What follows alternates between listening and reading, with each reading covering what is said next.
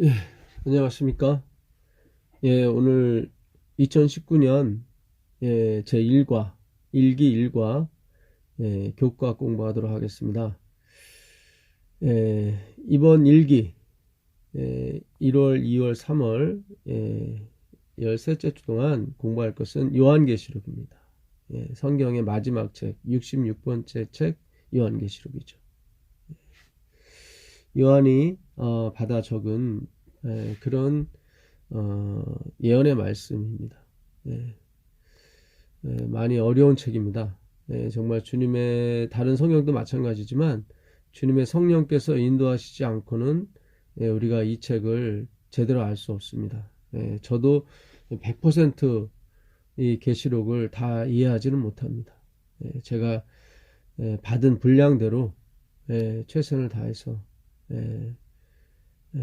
말씀드리도록 하겠습니다. 반모섬에서 전하는 복음입니다. 그렇습니다. 요한계시록은 복음입니다. 복음. 이 사건에 많이 우리가 그동안 치중해서 이거를 풀기 시작했기 때문에 우리가 이 책을 굉장히 무서운 책, 두려운 책으로 알았는데 그렇지 않습니다. 이거는 예수 그리스도의 계시입니다. 예수 그리스도의 계시죠. 그러니까 요한 계시록이 아니라 계시라고 하는 이 말씀 리블레이션 헬라어로는 아포칼립시스라고 하거든요. 이 아포칼립시스는 뜻이 네이키드예요. 네이키드. 이번 주 교과의 저자분께서 이렇게 뚜껑을 열어 적시다 이렇게 표현하셨는데 그 표현보다 더 강한 표현입니다. 사전에 나와 있는 그대로 제가 말씀드리면 네이키드, 벌겨 벗겨지다. 완전히 속모습이 드러나다. 그런 뜻입니다. 그러니까 요한의 정체가 드러난 게 아니라 예수님의 정체가 드러난 책이 바로 요한 계시록인 것입니다. 그래서 예수 그리스도의 계시라고 시작을 하는 것입니다. 요한 계시록이. 그래서 이거는 복음인 것입니다. 예수님은 우리의 말씀이시며 우리의 구원이시고 창조주 하나님이십니다. 그러니까 창조주 하나님이 어떻게 드러나는가? 나는 전에 죽었었노라. 전에 죽었던 분이 하나님이고 지금은 살아계셔요. 그것이 복음인 거예요. 그냥 죽기만 하신 분이 아니라 살아있는 분이다. 살아있다는 표현은 주님께서 일하신다는 것이고 주님께서 역사를 만들어 가시고 계신다는 뜻이죠. 그러니까 요한계시록이 쓰여질 AD 100년경에는 로마의 탄압이 시작됐던 시절입니다. 이때로부터 약 200년 동안 10차례의 박해가 있게 됩니다. 그러니까 그 당시 로마는 철의 왕국이며 어떤 것도 부서뜨리는 어떤 것도 맞서지 못하는 그런 나라였습니다. 그러니까 사람들이 생각할 때 그 나라는 영원까지 이를 거라고 생각했는데 하나님 말씀은 그게 아니라는 거죠. 그 로마가 역사의 주체가 아니라 내가 역사의 주체다. 그것도 가장 로마가 강한 번성력을 행하고 있을 때, 강한 능력을 행하고 있을 때 하나님께서 주시는 말씀인 것입니다. 반모섬은 그 터키 에베소 지방 바로 앞에 있었죠. AD 70년 예루살렘이 멸망하고 요한은 예수님의 유언대로 그 예수님의 육신의 모친이었던 마리아를 에베소로 모시고 갑니다. 에베소는 휴양 도시고 날씨가 따뜻한 도시죠. 그래서 노인들이 계시기에 적합한 도시였습니다. 바울도 에베소에서 거의 3년간 봉사를 했었죠. 그때 아마 이 요한과 또 마리아도 같이 있었던 것 같습니다. 그래서 바울과 동행했던 누가가 그때 마리아나 요한으로부터 이 예수님 당시의 말씀을 들었던 것 같아요. 그렇기 때문에 누가는 그 마리아로부터 들은 말씀들을 많이 기록을 했죠. 요한이고요. 요한으로부터 또 그래서 누가복음에는 마리아의 족보가 나옵니다. 아무래도 마리아로부터 많은 얘기를 들었기 때문에 마리아의 족보가 나왔던 것 같습니다. 요한은 반모섬에서 그가 요한계시록에 고백한 것처럼 예수 그리스도의 증거로 인해서 그가 반모섬에 갇히게 되었습니다. 9절에 그렇게 나와 있죠. 요한계시록에. 이번 주 기억절입니다. 요한계시록 1장 3절인데요. 이 예언의 말씀을 읽는 자와 듣는 자들과 그 가운데 기록한 것을 지키는 자들이 복이 있나니 때가 가까웁니다.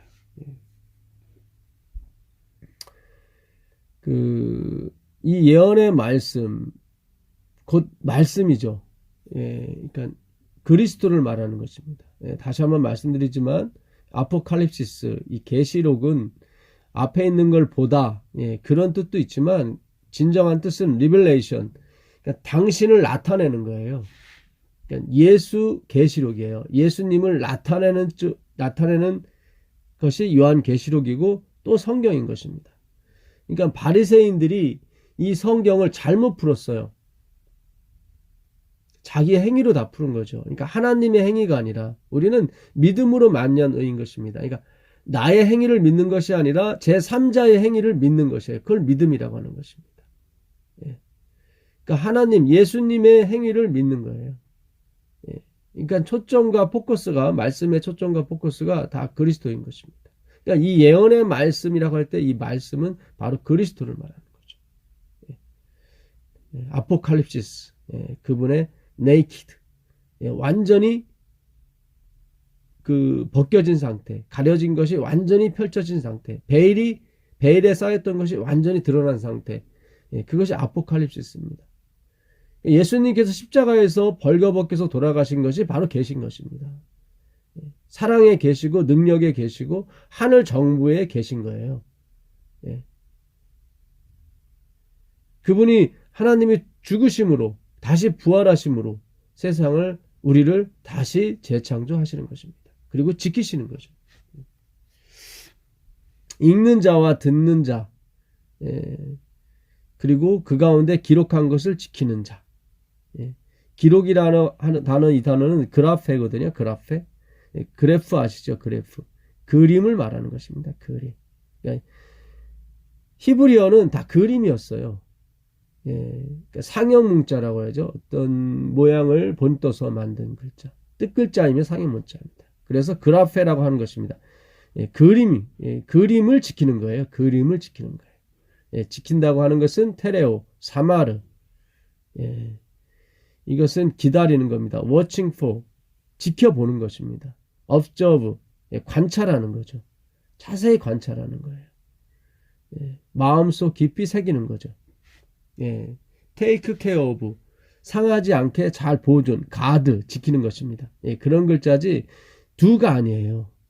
우린 자꾸 do로 해석을 했어요. do로. 요한계시록도 우리가 그 초점을 예수님께 맞추지 못하고 사건에 맞추게 되면 그것이 바로 바리새인들이 자기한테 모든 성경의 초점을 맞추는 것처럼 잘못 오역하게 되는 것입니다. 그러니까 요한계시록은 사건이 초점이 아닌 것입니다. 그 2절에도 보게 되면, 그러니까 먼저 3절에 읽는 자, 듣는 자, 읽다라고 하는 글자요.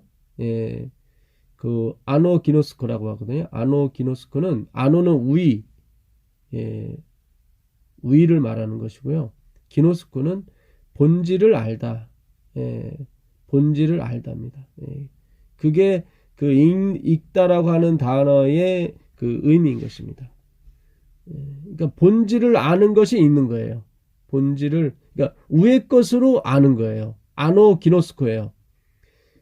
아래 것으로, 밑에 있는 사건으로 아는 것이 아니라, 여기 나오는 요한계시록에 가장 많이 나오는 단어 중에 하나가 짐승이거든요. 짐승은 못 알아듣는 거죠. 못 읽어요. 짐승은 돼지니 소니 이런 짐승을 얘기하는 게 아닙니다. 요한계시록 4장에 하나님의 그 보좌에 네 생물이 나오죠. 사자의 얼굴을 갖고도 있기도 하고, 소의 얼굴을 갖고 있기도 하고, 독수리의 얼굴을 갖고도 있기도 하고, 그 다음에 사람의 얼굴을 하고도 있습니다. 그거는 위의 것으로 읽어야 돼요. 우리가 밑에 것으로 해석을 하시면 안 돼요. 사자라고 하는 건 가장 용맹한 거죠. 그러니까 하나님의 친위대 중에 네 생물이 있는데, 그 중에 하나는 사자예요. 가장 용맹스러운 거예요. 독수리라고 하는 것은 가장 빠르다는 거죠. 소라고 하는 것은 가장 성실한 거죠. 온유하고. 사람의 모양을 하고 있다는 것, 사람의 얼굴의 모양을 하고 있다는 것은 가장 지혜롭다는 것입니다. 이렇게 우위로 읽으셔야 돼요. 뭐 동물들이나 사람이 뭐 하나님 근처에 뭐 괴물처럼 있다, 그런 것이 아니라 그 의미를 우리가 깨달아야 되는 것입니다. 듣는 자, 아쿠예요, 아쿠. 그러니까 우리가 남의 집 문을 똑똑 두들기고 듣는 거예요. 원어의 뜻이 그래요. 놓고 한 후에 듣는 거예요. 귀를 기울이는 거예요. 과연 우리가 문서전도 할 때도 남의 집 문을 두들겨요. 그리고 귀를 쫑긋 세워서 안에서 무슨 소리가 들리는지 듣는 거예요. 집중해서 듣는 거예요. 그거를 아쿠어라고 그래요. 이 아쿠어에서 순종이 나오는 것입니다. 후파쿠어. 그러니까 제대로 들어야 순종이 나오는 것입니다. 제가 이 원문을 자꾸 말씀드리는 이유는 이제는 제대로 알자는 거예요. 그런 취지에서 말씀드리는 거지 뭘 자랑하거나 그런 뜻이 아닙니다. 그 2절에 보시면 우리가 요한계시록이 사건 중심이 아니라 예수님의 중심이라는 걸 다시 한번 우리가 공부할 필요가 있는 것입니다. 요한은 하나님의 말씀과 예수 그리스도의 증거, 1절이네요. 1절에 봐야 됩니다. 예수 그리스도의 계시라. 여기 나오죠. 예수 그리스도의 계시. 그러니까 당신을 나타낸 것이다, 이런 뜻입니다. 그래서 계시록이라고 하는 것입니다. 사건을 보는 게 아니라요. 그거는 바리새인적인 어떤 풀이인 것입니다. 자신을 보는 거죠. 자꾸 사건을 중심으로 보게 되면 자꾸 나를 보게 됩니다. 자꾸 시골로 가야 되고 도망가야 되고 시골에 피해야 되고. 아니에요. 시골에 피하지 마시고 예수님께 피하십시오. 오해는 하지 마세요. 시골에 사시는 분을 제가 뭐 정죄하거나 그런 게 아니라 시골에 살든 도시에 살든 상관이 없습니다. 근데 내가 시골에 산다고 해서 하나님 안에 있구나, 이런 생각을 하시면 안 된다는 거죠. 우리는 그리스도 안에, 말씀 안에 있는 것이 하나님에 있는 것이지 내가 어디에 위치해 있는 것에 우리가 집중을 하시면 안 돼요. 그럼 그것이 우상이 되는 것이고 그것이 예수님을 떠나는 형편이 된다, 이 말이죠. 어디에 있든지. 예수님은 마지막 돌아가신 데가 예루살렘이에요. 도시였어요.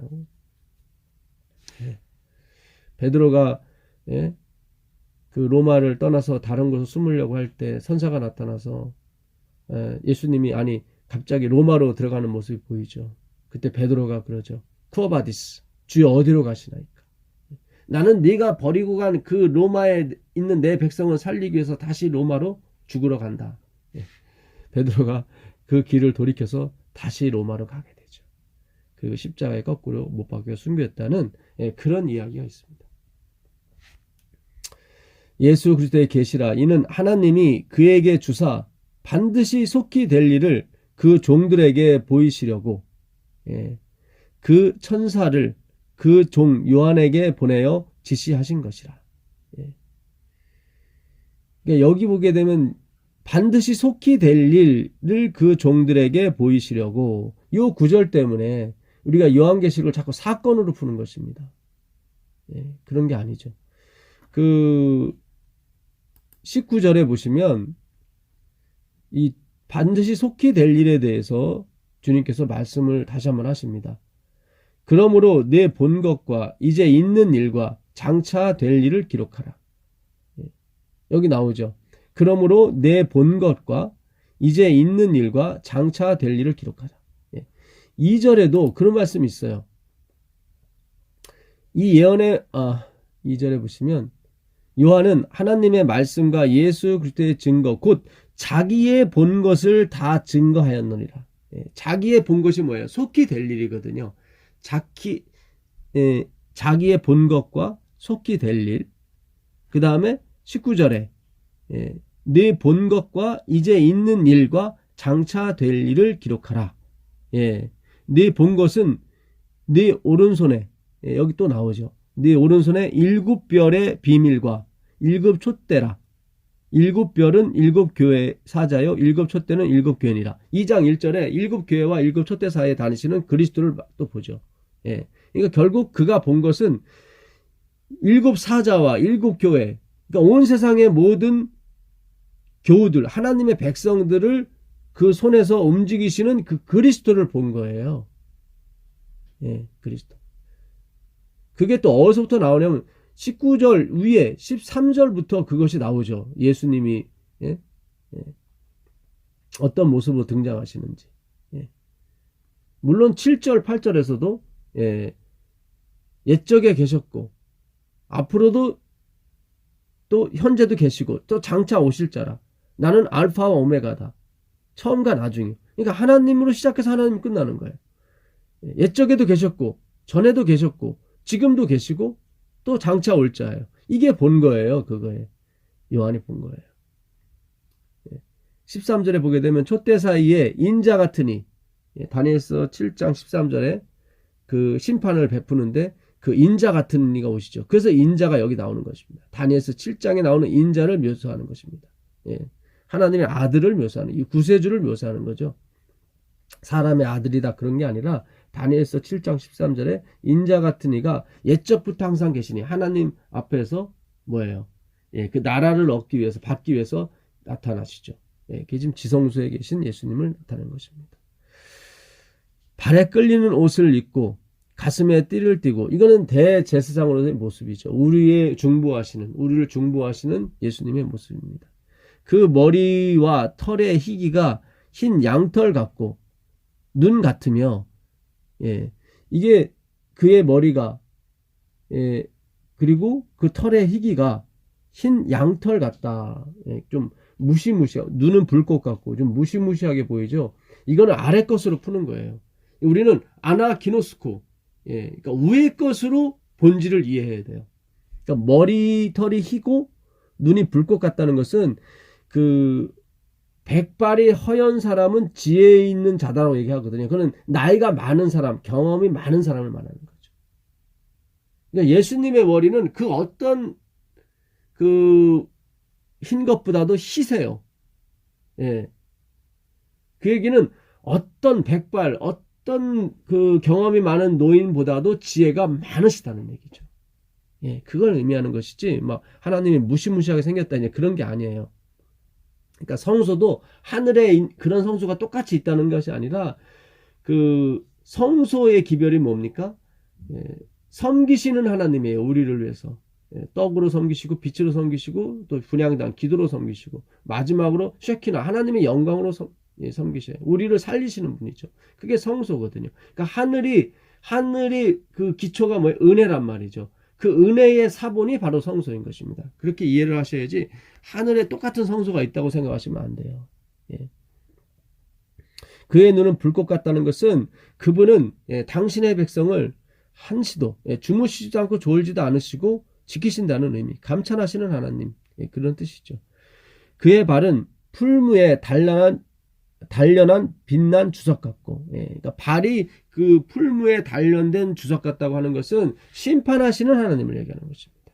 요한계시록 14장 14절 이하에 보게 되면 인자 같은 이가 낯을 휘둘러서 먼저는 열매, 곡식을 거두게 됩니다. 그럼 두 번째는 다른 천사가 나와서 낯을 휘두르는데 그 다 익은 포도송이를 그 포도틀에 즙틀에 발고 밟죠.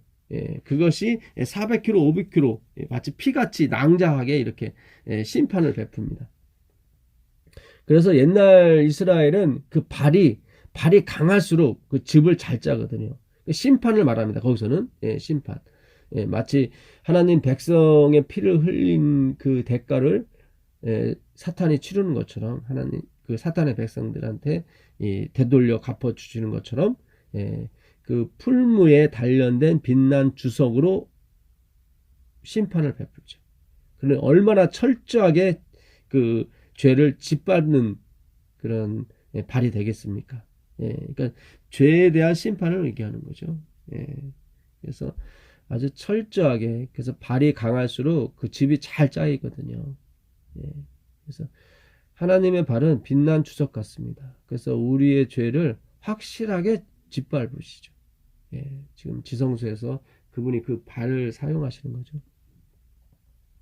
그의 음성은 맑은 물소리 같으며, 예. 에스겔서 47장에 나오는 그 물이죠. 예. 성전문이 닫혀 있는데 그 닫혀 있음에도 불구하고 하나님은 밑으로, 문지방 밑으로 밀고 나오시죠. 예. 그분의 말씀, 진리를 말하는 것입니다. 예. 영원히 목마르지 않는 물이죠. 생수입니다. 예. 그 오른손에 7별이 있고 그 입에서 좌우에 날선 검이 나오고, 예. 오른손이라면 의로운 손을 말하는 것입니다. 예. 7별, 7별은 7사자, 아까 20절에 7사자라고 그랬죠. 예. 그 하나님의 말씀을 가지고 있는 그 백성들, 지도자, 예. 그들을 쥐고 계신다는 것은 그들에게 계속 말씀을 주신다는 거죠. 신앙은 우리가 하나님을 붙드는 것이 아니라 하나님이 우리를 잡고 있는 것을 신앙이라고 하는 것입니다. 우리가 성경을 다 인본주의적인 뜻으로 해석을 했기 때문에 내가 하나님을 붙드는 것처럼 보였단 말이죠. 아니에요. 그 오른손에 7별이 있다고 하는 것은 하나님이 우리를 붙드는 것, 그걸 믿는 걸 신앙이라고 하는 것입니다. 이제 우리가 모든 초점과 관점을 예수님께 돌릴 때가 온 것입니다. 때가 가까움이라 그러잖아요. 이 말씀을 제대로 읽는 자, 제대로 듣는 자, 제대로 지키고 있는 자, 그 사람들은 복이 있나니 때가 가까움이라 그랬단 말이죠. 오늘 기억절에. 우리가 이 말씀을 제대로 읽고 제대로 듣고 제대로 지키게, 간직하게 되면 그런 때가 가까웠다는 증거인 것입니다. 예. 그 7별이 있고 그 입에서 좌우에 날선 검이 나오고, 요한계시록 19장 15절에 그 입에서 그 피 뿌린 옷을 입은 그 예수 그리스도죠. 흰말을, 승리를 상징하는 흰말을 타고 오시는데, 그때는요, 그 입에서 그 나오는 검으로 말미암아 만국을 친다고 그랬거든요. 그러니까 아까 요 15절에 그의 음성은 맑은 물소리와 같다. 그러니까 구원 얻는 우리에게는 생수죠. 그러나 심판을 받는 죄, 사탄에게는 그 입의 말씀은 좌우의 날선 검입니다. 하나님의 말씀은 살아있고, 히브리서 4장 12절이요. 좌우의 날선 어떤 검보다도 예리하여 우리의 혼과 영과 및 골수까지로 찔러 쪼개기까지 하며 우리의 마음을 살피신다고 그랬거든요. 그러니까 우리의 죄악이 영과 혼과 골수, 마음까지 침투해 있습니다. 그 죄를 무슨 일이 있어도 그분은 아무리 깊숙한 보이지 않는 곳에 그 죄가 있을지라도 그 골수까지라도 찔러 쪼개서 그 죄를 박멸시키시죠. 요한계시록은 그 죄를 박멸시키시는 하나님을 우리에게 묘사하고 있는 것입니다. 그 얼굴은 해가 힘있게 비추는 것 같더라. 해라고 하는 것은 유일무이한 신을 의미하는 것입니다. 그래서 태양신을 섬기는 그런 이방 종교가 많았었죠. 진정한 태양신은 바로 하나님이신 것입니다. 유일무이한 신이시죠. 이 해라고 하는 것은 에너지의 근원을 얘기하는 것입니다. 모든 생물이 해로부터, 태양광 에너지도 요즘 갑광을 받고 있죠. 그러니까 그 모든 물질을 쪼개면 결국 나중에는 원자가 되는데, 그 원자도 쪼개면 결국 빛으로 환원이 된다고 합니다. 그러니까 빛이 나오는 그 근원이 해죠. 태양입니다. 그래서 예수님은 모든 에너지, 모든 능력의 근원이 되신다는 것을 우리에게 말씀하고 있는 것입니다. 그러니까 그 당시 이스라엘 백성, 하나님의 백성을 괴롭히는 로마도 결국 하나님의 능력에 의해서 그들이 창조되었고, 그들에게 하나님께서 지위와 권세를 주신 것인데, 그걸 그들이 잘못 알고 스스로의 능력과 스스로의 가치에 의해서 그들이 발생된 힘인 양 막 휘두른 것이었죠. 하나님은 그들에 의해서 역사가 쓰여지는 것이 아니라 그들을 쥐고 있는, 또 7별과 7촛대, 7교회를 쥐고 계신 그 하나님에 의해서 세상이 움직이고 있음을 나타내고 있는 것입니다. 누가복음 3장 1절에 보게 되면 그 침례 요한을 설명하는 구절이 나옵니다. 디베르 가이사가 위에 있은 지 15해 곧 본디오 빌라도가 유대의 총독으로 헤롯이 갈릴리의 분봉왕으로 그 동생 빌립이 이두메와 드고니옷 지방의 분봉왕으로 루사니아가 아빌레네의 분봉왕으로 안나스와 가야바가 대제사장으로 있을 때 하나님의 말씀이 빈들에서 사가랴의 아들 요한에게 임한지라. 하나님의 관심은 오직 그분의 말씀이 어디에 임했는지 그것이 관심이 있지. 누가 대제사장이고 누가 연합회장이고 누가 대통령이고 누가 분봉왕이고 누가 황제인지 그거에 대해서는 관심이 없는 것입니다. 예. 오늘날 우리는 누가 연합회장이 될지 누가 합회장이 될지 그거에 관심이 많죠. 예. 그러나 하나님은 아버지의 말씀, 그 하나님의 말씀이 누구에게 임했는지 그것에 관심이 가 있는 것입니다. 예. 디베르 가이사가 위에 있은 지 15해가 됐다고 하는 것은 그리고 빌라도가 유대 총독으로 헤롯이 갈릴리의 분봉왕으로 그의 젖동생 빌립이 이두메와 드리고의 분봉왕으로 그리고 안나스가 가야바가 대제사장으로 있을 때 그들은 다 들러리인 것입니다. 요한을 설명하기 위해서 하나님은 이 왕들을 다 들러리로 세운 것입니다. 하나님의 말씀이 어떤 요한에게 임했는지 그 요한은 디베랴 가이사가 그 로마의 황제로 있고 빌라도가 유대의 총독으로 헤롯이 갈릴리의 분봉왕으로 그의 젖동생 빌립이 또 분봉왕으로 안나스와 가야바가 유대의 대제사장으로 있을 당시에 요한을 말하는 것입니다. 그게 침례 요한이죠. 그에게 하나님의 말씀이 임했다고 하는 것은 하나님은 그 침례 요한에게만 관심이 있었다는 얘기죠. 그러나 세상은 침례 요한이 아니라 누가 황제가 되고 누가 총독이 되고 누가 분봉왕이 되고 누가 대제사장이 되는지에만 관심이 있었습니다. 왜요? 그들은 성경을 인본주의적으로 봤기 때문에 그런 것입니다. 이제 우리는 정말 회개를 해야 됩니다. 이제 정말 오직 그리스도, 이 교회는 하나님의 말씀으로 그 기초를 삼은 교회인 것입니다. 어떤 직이나 어떤 사람이 기초가 되는 것이 아닌 것입니다. 이제 우리가 요한계시록을 연구하면서 정말 하나님께서 오늘날 하나님의 백성들한테 요구하시는 것이 무엇이고 과연 사건을 기다리고 있는 것이 하나님의 백성인 건지 아니면 예수님의 재림을 기다리는 것이 하나님의 백성인 건지 하나님은 오늘 우리에게 말씀하고 계십니다. 월요일날 그 저자분이 이런 좋은 말씀을 하셨어요. 오랜 세월 동안 종말 사건에 관한 가르침에는 추측성 해석과 선정주의가 난무했다. 그러니까 누가 메시아다, 어떤 사건이 일어날 것이다. 그런 거에 굉장히 특히 아주 어떤 자극적인, 선정적인 그런 해석이 난무했다는 거죠. 임박한 종말을 예언함으로써 끝이 가까우니 자기의 사역에 재정을 기부하라고 사람들을 협박했던 자들은 큰 재산을 모았다. 이번 교과를 쓰신 분은 그 앤드루스 제7일 안식 예루살렘 교회 미국에 있는 그 앤드루스 교회의 신학학 교수입니다. 정말 적나라하게 잘 쓰신 것 같아요. 일과는요. 그래서 그렇습니다. 우리가 지금까지 금방 예수님이 오실 거라고 또 어떤 사건이 벌어질 거라고 그래서 이 사람들에게 그 사역에 동참하기 위해서 재정을 기부하라고 사람을 협박해서 큰 재산을 모았다고.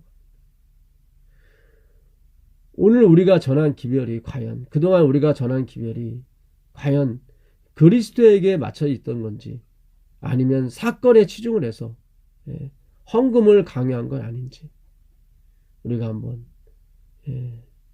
생각해 볼 때가 온 것 같습니다. 제가 우리의 헌신과 우리의 헌금을 폄하하는 것이 아니라 정말 그리스도의 복음을 이 땅끝까지 전파하기 위해서, 사건이 아니라요. 그리스도죠. 예수 그리스도를 땅끝까지 전파하기 위해서 우리의 헌금과 우리의 헌신이 제대로 쓰여질 줄 믿습니다. 계시록은 미래에 대한 우리의 호기심 때문이 아니라 어떤 일이 있을지라도 우리가 하나님을 의지할 수 있도록 격려하기 위해서 기록되었다. 아멘입니다. 그렇죠. 우리가 이 계시록, 요한계시록은 미래에 대한 우리의 호기심, 미래에 과연 무슨 1월 혁명이 언제 일어나나, 미국이 언제 용처럼 말하게 되나, 그런 거에 대한 호기심 때문에가 아니라, 캐톨릭이 언제 그 본 모습이 드러날 것인가, 이런 것들, 그런 것들 호기심을 채우기 위해서 하나님이 주신 책이 아니라, 어떤 일이 벌어질지라도, 그것이 1월 혁명이 아니라 사형 명령이 내렸을지라도, 어떤 일이 있을지라도 우리가 하나님을 의지할 수밖에 없는 존재라는 것. 그리고 반드시 하나님은 우리로 하여금 하나님만을 의지할 수 있도록 만든다는 것. 그것을 우리에게 가르쳐 주므로 이 고난에 빠진 어찌할 줄 모르는 하나님 백성에게 격려를 하시기 위해서, 위로를 하시기 위해서 기록된 책인 것입니다. 헌금을 많이 내라고 강요하기 위해서 쓰여진 책이 아니라 이 말씀이죠. 수요일날 복음전도 616페이지인 것입니다. 영원 지존하신 삼위일체 곧 하나님과 그리스도와 성령께서는 제자들을 인간을 초월한 힘으로 무장시켜 저들과 함께 사역을 이루기 위하여 전진하시며 세상 사람들로 죄를 깨닫게 하실 것이다. 그러니까 하나님께서 삼위일체 하나님, 제가 드리는 말씀은 이제 우리가 성경이 말씀하고 있는 그 본질에 대해서 우리가 공부를 하자는 거예요. 그것만이 우리가 살 길인 것입니다. 이방신처럼 하나님을 섬기고, 어떻게 하나님을 우리가 섬깁니까? 하나님을 섬긴 사람은 한 분밖에 없어요. 구약에 계속 내가 이 백성은 나를 섬기기 위해서 뽑아냈다, 내가 구원했다, 나한테 제사 드리려고 내가 홍해를 가르고 구원시켰다. 그러나 그들은 하나님을 섬기지 못했다니까요. 유일하게 하나님을 섬긴 분이 있는데 그분이 바로 그리스도 예수인 것입니다. 선악과를 따먹은 인간은 자기 힘으로 하나님을 섬길 수 있다고 마구마구 바치고 헌신하고, 제가 헌신을 나쁘게 표현하는 것이 아니라요, 예수님이 우리 안에 오시면 그분이 헌신하게 돼 있습니다. 내 몸을 이용하셔서 사용하셔서 헌신하게 돼 있습니다. 그런 헌신이야말로 자랑이 나오질 않게 되는 것입니다. 우리는 도덕적으로, 종교적으로, 영적으로, 절대적으로 무능한 존재인 것입니다. 우리가 할 수 있는 건 아무것도 없어요. 삼위일체께서, 하나님과 그리스도와 성령께서 제자들을 인간을 초월한 힘으로 무장시킨 것은 어떤 기적을 베풀라는 것이 아니라 세상 사람들로 죄를 깨닫게 하시기 위해서 그들을 성령으로 충만케 하신 것입니다. 결국 우리가 구원받는 것은 주님, 제가 헌신하고 제가 예배하고 제가 계명을 지킨 것은 다 제 욕심 때문에, 다 저 이기적인 목적에 의해서 그렇게 한 것입니다. 이 고백을 듣고 싶어서 하나님께서 사도들을 부르신 것입니다. 그렇게 해서 구원을 받는 것입니다. 주님, 제가 지금까지 주님께 드렸던 11금, 헌금, 헌신, 충성, 이건 다 자기 욕심, 안목의 정욕, 육신의 정욕, 이생의 자랑을 위해서 한 것밖에 안 되네요. 그것을 깨닫는 것입니다. 내 유익을 위해서 다 한 거예요. 사실은 내 유익을 위해서. 율법을 지키면 복 받는다고 하니까, 내가 건강해진다고 하니까, 다 이기적인 그런 본질에 의해서 하게 된 것입니다. 11금 내면 복을 많이 준다고 하니까.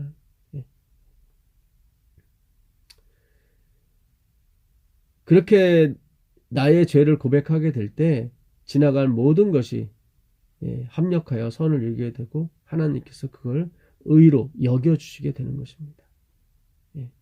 그러니까 우리의 목표는 의를 행하는 것이 아니라 의의 본질. 아, 주님, 저는 의를 행할 수 있는 존재가 아니군요. 그게 is right.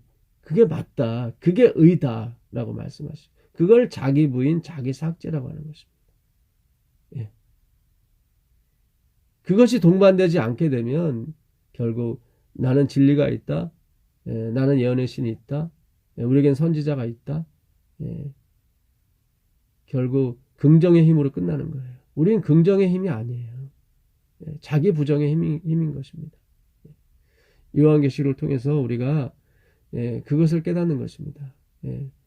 정말 하찮은 존재, 마땅히 죽어야 될 존재인데 하나님께서 우리를 지키시고 우리를 사랑하시고 우리를 인도하시는 그 전에는 내가 죽었으나 이제는 살아있노라 하신 그 그리스도의 모습을 우리가 봄으로 말미암아 그분께 경배와 찬양을 드리는 거죠. 그것이 요한계시록의 목적인 것입니다. 오늘 반모섬에서 보내온 복음 편 마치도록 하겠습니다. 하늘에 계신 하나님 아버지 감사합니다. 오늘도 우리에게 말씀을 주시고 은혜를 주시니 감사합니다. 정말 반모섬에서 날라온 기별은 복음이 될 수 있도록 허락해 주시옵소서. 나는 알파와 오메가요 처음과 마지막이라고 하신 것처럼 모든 일의 생성의 근원이시며 과정의 힘이시고 결과의 종착역이신 우리 그리스도를 우리가 마음속에 받아들임으로 말미암아 하나님께서 하시고자 하는 일을 이루시기를 우리 주 예수 그리스도의 이름으로 기도드립니다. 아멘.